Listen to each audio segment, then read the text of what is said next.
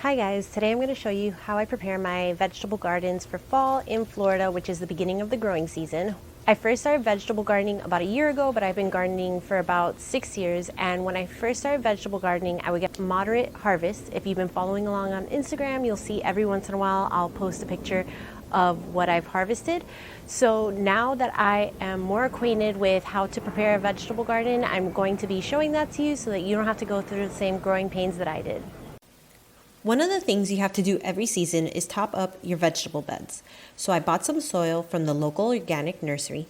I have homemade compost and will top it all off with mulch from around the garden.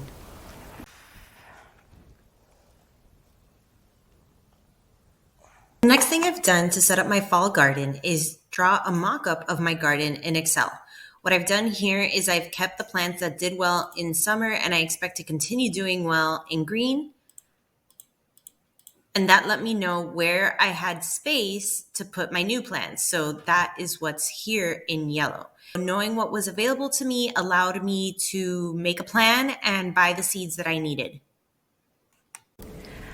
A few seasons ago, my beds weren't looking very full. And so I looked at them and thought about it, and I wasn't maximizing the amount of square footage used in each bed.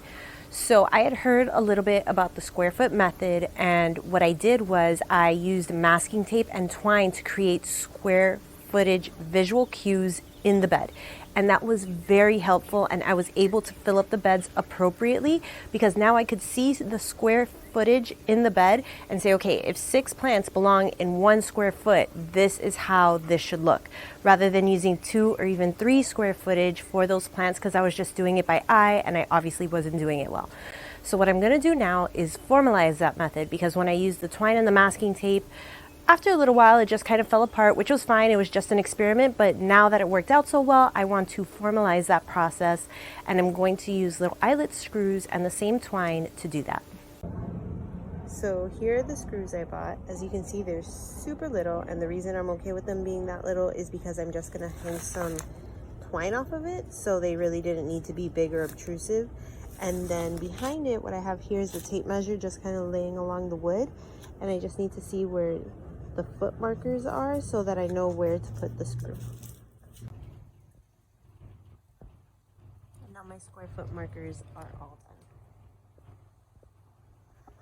done. So now I'm going to show you how I'm setting up seeds so that once the weather cools down, my seedlings will be ready to go. So what I have here are some seed trays, which I've collected from when I've bought starters at my local nursery before, and just like a sieve, this is like my kids' beach toy.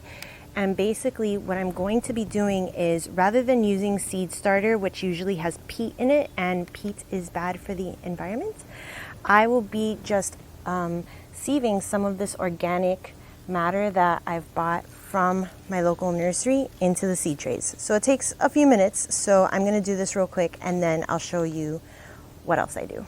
Poke one in each one? Yep, poke a hole in each one, and then we're going to drop a seed in each one.